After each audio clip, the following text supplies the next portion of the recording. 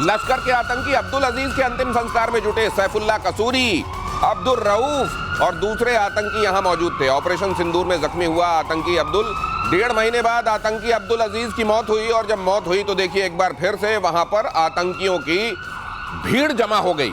ये सब आके बता रहे हैं कि देखिए हम हैं, गौर से पहचान लो, चेहरे पहचान लो और अब देर मत करो। यहीं पर मारना चाहिए ब्रह्मोस, जहां पे ये इकट्ठा हुए हैं ना, इसी के बीच में 2-4 मारो यहीं पे, क्योंकि एक बड़े स्केल पे होना चाहिए। जो भी छोटे स्केल पे हो रहा है ना कि एक मर गया सब दुआ पढ़ रहे हैं, मैं तो चाह रहा हूं इसके बीच में मारो कि पूरा पाकिस्तान दुआ। मौका सबको मिलना चाहिए, सबका नंबर आना चाहिए। यहीं पे ये जितने इकट्ठा है ना, इसके बीच में मारना चाहिए। यही है कलेश की जड़ भैया, ये कलेश की जड़, लेकिन अब फिर बड़ी इविडेंट होकर सामने आने लगी है। अब देखिए खुद को सामने लाकर, अच्छा इनको ये भी इस बार नहीं लग रहा है कि अब उन्होंने भी अपनी डेफिनेशन बदल दी है। अगर हम लोग यहाँ दिखेंगे और वही गड़बड़ी करते दिखेंगे तो अब हो सकता है इंतजार भी ना हो, लेकिन उसके बावजूद चांस ले रहे हैं क्योंकि दुकान चलानी।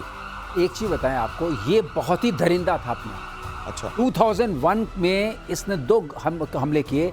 एक तो हैदराबाद में गणेश चतुर्थी की पूजा हो रही थी वहाँ किया, और 2001 में इसने जो है वो पार्लियामेंट वाला अटैक किया था, और 2008 में 26/11 किया था। तो ये आदमी, ये इसके साथ जो हुआ है, 1.5 महीने इसने सफ़र किया। बहुत अच्छा हुआ कि तुरंत नहीं मरा। ये ज़रूर सफरेंस ऐसी होनी चाहिए थी। हज़ारों सैकड़ों की मौत का ये जिम्मेदार है, और इसके लिए इतने लोग खड़े हो रहे हैं। ये पाकिस्तान का असली चेहरा है जो गौरव बार बार बताते हैं, यही असली चेहरा है। तो ये कहते हैं एंटी टेररिस्ट, उसके हम यूएनएससी में डेजिग्नेट किए गए हैं, और ये ग्लोबल टेररिस्ट भी है। इसको यूएस ने भी टेररिस्ट डिक्लेयर किया हुआ है, यूएन ने भी टेररिस्ट डिक्लेयर किया है, और हम लोगों ने भी किया हुआ है। अब कहते हैं हमारे पास कोई नहीं है आज, लेकिन आर्मी वाले फटीक में कोई नहीं दिख रहा है। कोई कैसे ये शादी वर्दी में पहुंच गए क्या? नहीं भैया, बहुत बढ़िया पॉइंट है आपका दिनेश भाई। पिछली बार एक्सपोज हो गया था पाकिस्तान, यहाँ पे आतंकी मरा है, वहां पे नमाज जनाजा में कोर कमांडर बैठा है, 3 स्टार जनरल पाकिस्तान आर्मी का, ISI के ब्रिगेडियर, मेजर जनरल सब नमाज पढ़ रहे हैं और कह रहे हैं इसको डायरेक्टली 1/72 ऊपर सीधा, इसको जरूर वहां पे ऊपर भेजना और उनको मिलना चाहिए सब पूरे 72 VIP लाइन से 71 ना हो जाए, VIP पास लेके भेजो, पूरे 72 चाहिए। अच्छा, ये इस भाई को वहां पे, अब क्या हुआ कि पहली बार एक्सपोज हो गए, भारत ने पूरा सबके सामने पोस्टर छाप दिए भारत ने। अब इसमें देखना पीछे सारे के सारे फौजी होंगे जो सादी वर्दी में बैठे हैं, किसी को नहीं बता रहे, चुपचाप, लेकिन दिल के अंदर तो आतंकी है। तो दुनिया के सामने एक ऐसा डालो माहौल कि नहीं भाई इसमें तो कोई फौजी है ही नहीं, सबके सब फौजी बैठे। एक्चुअली प्रॉब्लम एक और है, वहां पे फौजी और आतंकवादी के बीच में सारी शक्ल एक जैसी है। आपने कभी नोट करा है? बिल्कुल। आपको नहीं पता लगेगा जनरल कौन है और वहां पे सुसाइड बॉम्बर कौन है, सब एक जैसे दिखते हैं वहां पे, नोबडी नोज। तो ये एक जैसी वाली स्थिति में देखिए, यहाँ कोई वर्दी के साथ अगर नहीं है तो आप पहचान नहीं सकते। उस बार वर्दी के साथ गए थे, दुनिया ने देखा तो शायद उनको ये लगा कि यार इससे ना जबरदस्ती की बात होती है तो हम सब एक ही, लेकिन इस बार हमको अब सिविल ड्रेस में ही पहुंचने दो। सब के सब वैसे ही वहां आपको दिखाई दे रहे हैं। निश्चित रूप से यहाँ आर्मी के लोग मौजूद होंगे। और पाकिस्तान से इसी में ये बड़ी खबर देख लीजिए, इमरान की पार्टी के नेता आतंकी घोषित हो गए हैं। 2 आतंकवाद रोधी अदालतों का फैसला। अच्छा, पाकिस्तान में भी आतंकवाद रोधी अदालतें हैं। सुनकर आपको हंसी आ रही हो तो थोड़ी देर के लिए रोक लीजिए, खबर पूरी सुन लीजिए। पाकिस्तान में 2 आतंकवाद रोधी अदालतों का फैसला है। पीटीआई के कई नेताओं को 10 साल की जेल हुई है। लाहौर और सरगोधा की अदालत का फैसला है कि ये पाकिस्तान तहरीक इंसाफ के जो नेता हैं ना, ये आतंकवादी थे, इनको सजा मिलनी चाहिए।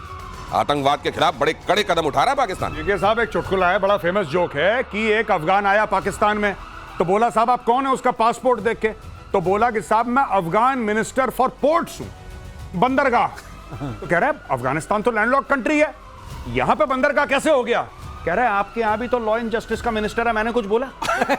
मैंने कुछ बोला? आप कैसे पॉइंट आउट कर सकते हैं? तो भैया यही है पाकिस्तान का। इमरान खान को देखिए, आतंकी लॉ के अंदर अगर आप डालेंगे तो जीवन भर इनको बेल नहीं मिलेगी।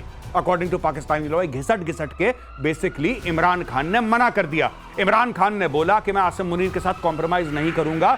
उसको खुला ऑफर है कि एक बार खान मान जा, जेल से बाहर निकलेगा, चुपचाप बैठा रहे, कुछ नहीं होगा, कुछ नहीं होगा, घर पे अपने बैठा आराम से।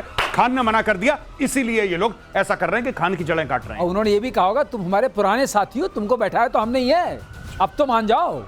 ये बात है, खान इमरान खान को ये भी समझाया होगा, इस बात का हवाला भी निश्चित रूप से दिया होगा। और इधर भारत के युद्धाभ्यास से पाकिस्तान में बड़ी घबराहट है। पाकिस्तानी नेवी ने उत्तरी अरब सागर में युद्धाभ्यास करने की सोची है। पाकिस्तान के फायरिंग के लिए वहां पर चेतावनी जारी की जाती है। जो समुद्र में जब युद्धाभ्यास किया जाता है, वहां कहा जाता है कि यहां कोई आसपास नाव ना आए, वरना हम जिम्मेदार नहीं। इस तरह की फायरिंग वाली अपनी ड्रिल की अनाउंसमेंट भी उन्होंने कर दी है। हिंदुस्तान ने राजस्थान से गुजरात तक बॉर्डर इलाके में युद्ध अभ्यास शुरू किया हुआ है ऑलरेडी। इधर रफेल, सुखोई 30 और मिराज जैसे फाइटर जेट इसमें शामिल हैं। उधर ये जो भारत कर रहा है, भारत ये अफोर्ड कर सकता है, मेजर गौरव आर्य कई बार बता चुके हैं।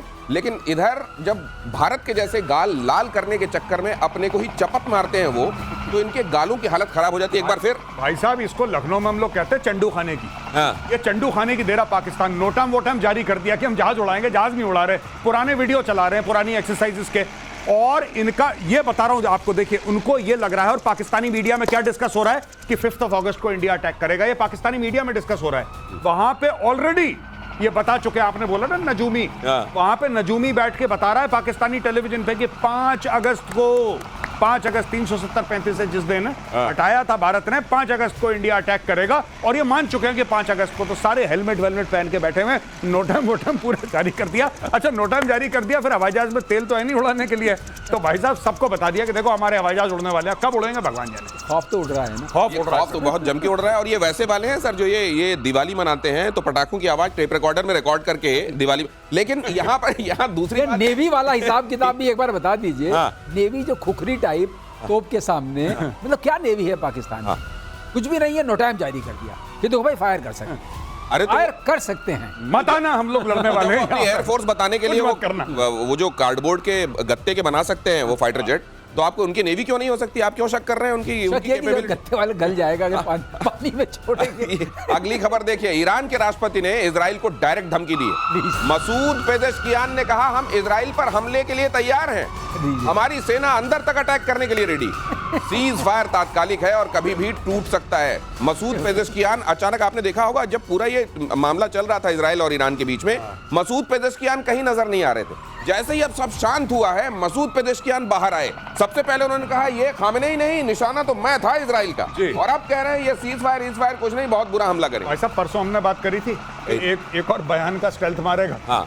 ये कर दिया इसने। मेजर साहब ये कह चुके हैं बयानों का बम चलाते हैं, और उसमें भी कुछ स्टेल्थ बयान है इनके। हाँ। वो बयान दिखेंगे नहीं आपको, अचानक प्रकट हो जाएंगे। अचानक प्रकट। ये बयान सर, बयानों के ड्रोन, बयानों की बैलिस्टिक मिसाइल, बयानों के स्टेल्थ बॉम्बर, ठीक है, बयानों का अटैक, सब कुछ हो रहा है, सिर्फ बयानबाजी हो रही है। इन्होंने कुछ नहीं करा। और एक लिंक और कर दो, इनके पैर में चोट लगी थी या कहीं और चोट लगी थी? ये लगी थी ना उनके पैर में चोट। इनके पैर में चोट लगी थी। हाँ। उन्होंने कहा ये मसूद पेजेश्कियान अचानक उसके बाद से एक्टिव हो गए। लेकिन सर ये क्यों एक्टिव? मतलब ईरान इजराइल जब चल रहा था, अपने पीक पर था, मसूद पेजेश्कियान कहीं नजर नहीं आ रहे थे। अब उनको रिस्क लग रहा था, अब रिस्क नहीं लग रहा है। अब इनको वो सोच रहे हैं मामला शांत है, मैं कुछ कह सकता हूँ जो उस वक्त नहीं कह पाया। वहां की आवाम नहीं कहती होगी सर, तब तो आप दिखाई नहीं दे रहे थे, अब सामने आके आप बातें कर रहे हैं।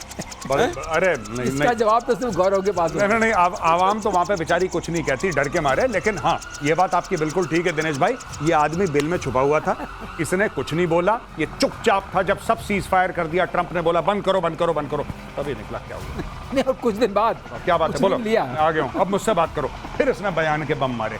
अब लेटेस्ट ये मारा कि अब मैं छोड़ूंगा नहीं तुम्हें। परसों भी कह रहा था नहीं छोड़ूंगा। इनको खामनेई बुला के बोलते नहीं, तू बता यार तेरे को खतरा कब से ज्यादा हो गया? यहाँ पे मेरे लिए ट्रंप कह रहा है, मेरे मालूम है कहाँ है, लेकिन फिलहाल नहीं करेंगे। तू अपना नाम फोकट क्यों ले रहा है? ये नहीं पूछता होगा? नहीं, बिल फाड़ने की आदत है पुरानी। इसने खामेनेई के नाम पे अपना बिल फाड़ दिया, बोला साहब मुझे भी खतरा है। हाँ। सीधी बात है। ये देखिए, मोसाद को लेकर एक बड़ा खुलासा हुआ है।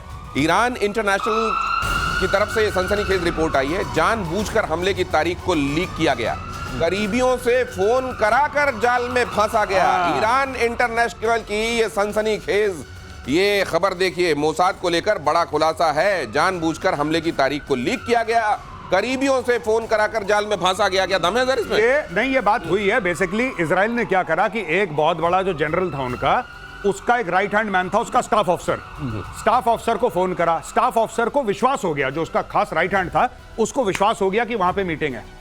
उसको ये विश्वास दिलाया फोन पे कि हाँ भाई मीटिंग है और जल्दी निकलो, जल्दी फटाफट, अर्जेंट।